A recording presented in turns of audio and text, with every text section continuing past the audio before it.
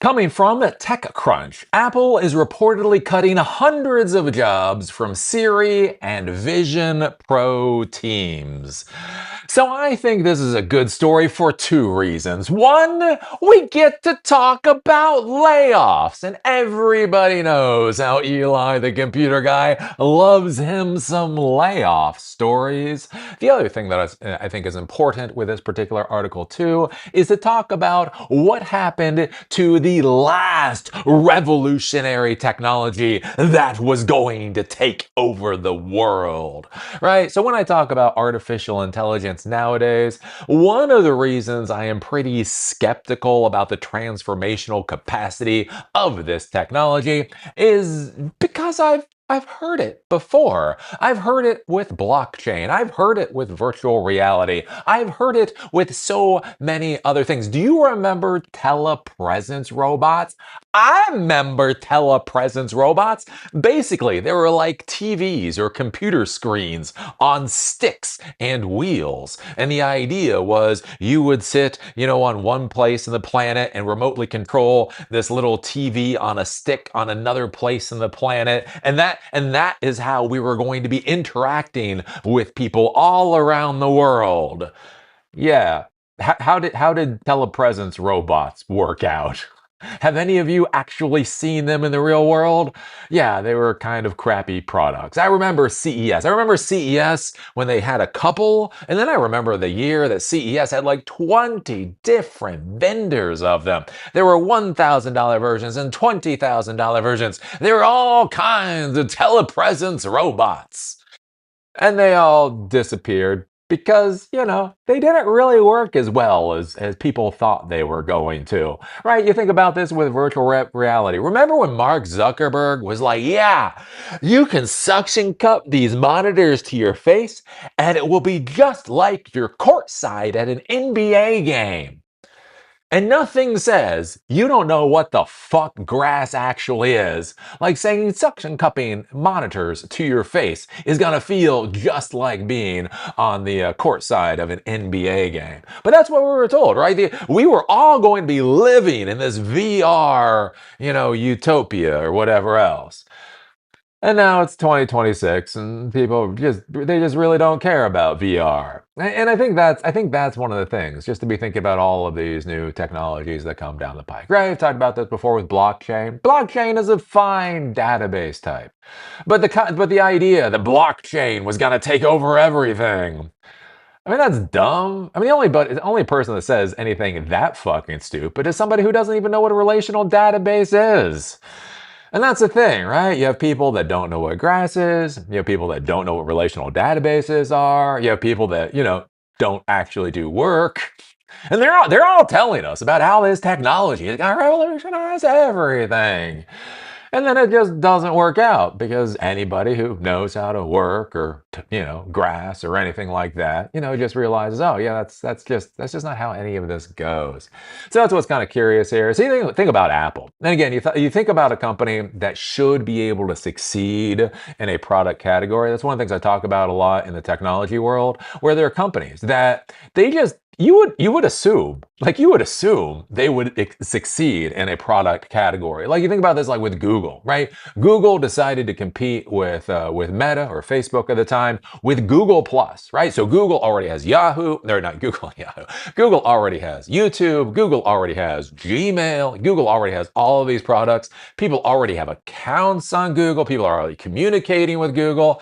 So you would think if Google came out with its own social media platform, Google Plus, that they would have a reasonable amount of success. Now, whether they would actually beat Facebook, look, that is a bit of a question mark there. But you think Google can create a social media site and do okay, right?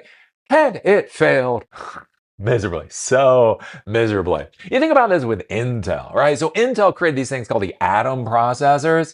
I was very excited for Atom processors 15 years ago. So the thing was, right, you had ARM processors. So ARM processors were low power, but they also required less electricity than Intel processors. And so for like 10 years, ARM processors was doing their thing. They're basically creating processors for the telephone world, the smartphone world, and that type of deal. And Intel basically ignored that market because who the hell cares, right? It was considered an irrelevant market, right? Well, then the iPhone comes out and Android phones come out, and Intel realizes, oh my golly, right? Creating processors for these small devices. This is a massive market, and so Intel dives in that market with what are called the Atom processors. So the Atom processor is an x86 architecture type. So basically, you can install normal software, normal operating systems on there, but it was supposed to be low power, so you could use it in things like phones and tablets and that type of deal, right? And you think it's Intel. Like, it's Intel. Intel has Celerons and Pentiums and Xeons. Intel has all the different types of processors. So they're getting into the low power processor space. Seems like they should be able to own it. And they did it. And they did it. They failed so miserably. I think that was the start. That was probably the start of whatever the hell the past 15 years of Intel has been, where you're just like, I don't understand why they're doing so bad. Mommy, why is Intel doing so bad, right? But again, it was a market. You would think they would be able to win. And so you look at Apple. So Apple comes out with their Vision Pro. And so the idea is they come into the market. And the concept with the Vision Pro is that this is the device that does what VR is supposed to do, but it's going to be at the price point that's required, right? So Apple doesn't want to be cheap on things. They want to build products that will do what the products are supposed to do. And then you just pay whatever the cost for that is going to be. So they come out with this VR system. It's going to be about $3,000. And honestly, look, I own Apple products, right? There's an M5 MacBook Pro right here. When I go out running in the morning, I have the Apple Watch Ultra. I've got the iPhone 18 or whatever else, right? Like, that's the thing. Like, people that are in the Apple world, they are willing to put money down for products that do what the hell they're supposed to do. And so look at it. Like, VR is supposed to be the future. Apple is now creating the product like it's supposed to be. So you'd figure the product would do well, or I mean, adequately at least. You figure it would do adequately. Yeah, it's not doing so well. And so at this point in time, now the employees of Apple Pro are getting laid off because people just don't want the product. I'm just gonna put it on the table. The category of technology product, while it does have its use cases, simply doesn't have nearly as many use cases as the public was led to believe. You know, you know how it goes. Anyways, we go take a look at this again from TechCrunch. Apple is chopping down the team behind the Vision Pro, its long-suffering VR headset, while eliminating positions across a number of other teams. Over 200 positions, all told, have been cut, with around 100 from the Vision Pro team. The other 100 have impacted the team behind Siri and another called Intelligent Systems Experience, which focuses on the integration of AI into devices. Sources say the company is reshuffling to focus on its newer AI efforts and new devices. So that's the thing. That's the thing. You were the cool kid. You were the cool. Hey, remember a couple of years ago when you told your mommy and daddy you're being hired by Apple to create revolutionary products? Yeah, wasn't that cool a couple of years ago? Now you're being tossed out like the trash. Because that's how shit works in the technology world. I'm sorry. I'm sorry to tell a younger generation. That's how it works in our world. Apple confirmed the cuts to Bloomberg saying it was looking to, quote, evolve our business to deliver the best experiences for our users. It added, quote, while we will create new roles as part of this change, it will also impact a limited number of existing roles. So basically, the VR people are being thrown out on their ears. And this is just kind of one of those examples of how things work in the technology world, right? These companies, they come out with a category of products. They say the category of products is absolutely going to change the world and everybody is going to need this particular category of products. They actually start selling them. People realize, they don't really care that much. And then everything kind of goes to hell after that. We've seen this in a number of places. Anybody that's followed me for anything like the time, so I've been doing videos since 2009. 17 years. I've had a YouTube channel for 17 years.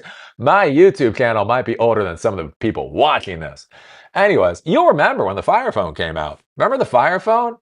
Look, I was pro fire. I was a Fire Phone fanboy. So Amazon, they got that their line of Fire products, which is basically their own skinning or their own distribution of Android, right? Anyways, they came out with a Fire Phone years ago. 10 years ago, 11 years, I don't know, 13 years ago. Anyways, they came out with their own phone, all right? And it had some cool functionality, had some cool features, and it was connected kind of into the Amazon world, right? And I remember talking up. I was like, wow, I think this will actually succeed. It did not. It failed miserably. Failed so miserably. It failed worse than the Microsoft or the Windows phone did.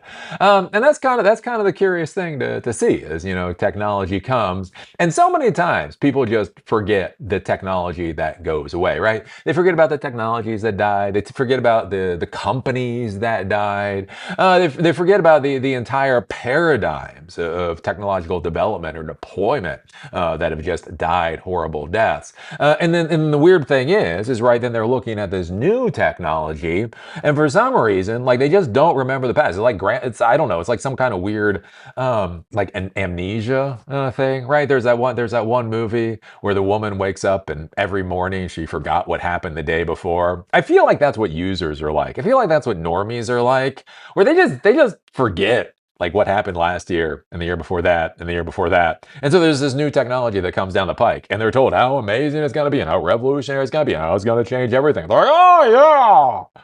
Like they haven't heard this exact same crap before. Anyways, that's why I get to be a disgruntled geek. That's why I come here and scream and yell, because we've seen this before. We've seen this so many times before. It's not even interesting anymore. It's not. So, anyways, what do you think about this? What do you think about Apple's Vision Pro doing layoffs? What do you think about Apple failing in the VR space? Again, whatever you think about Apple's, Vision Pro product, whether or not you would spend $3,000 on it. I mean, think about it. Think about the customer, the type of customer that Apple has, what they're willing to spend on things, right? Think about I don't know. Think about what we were told about virtual reality and all of that kind of thing, and then just look at it. Just look at it, and that basically the Vision Pro is failing miserably. And again, think about Google Plus failing miserably. Think about Intel Atom failing miserably. Think about all these other technologies that should have worked fine, right? And they just didn't, because they didn't live up to expectations. We were sold specific expectations, and they didn't live up to those expectations. I don't know. Put your thoughts. Put your thoughts down below. If you like these videos, do remember they're on Spotify and on Apple Podcasts. Link is down below. If you want to follow me on LinkedIn, there's a link down there too. With that, see y'all later.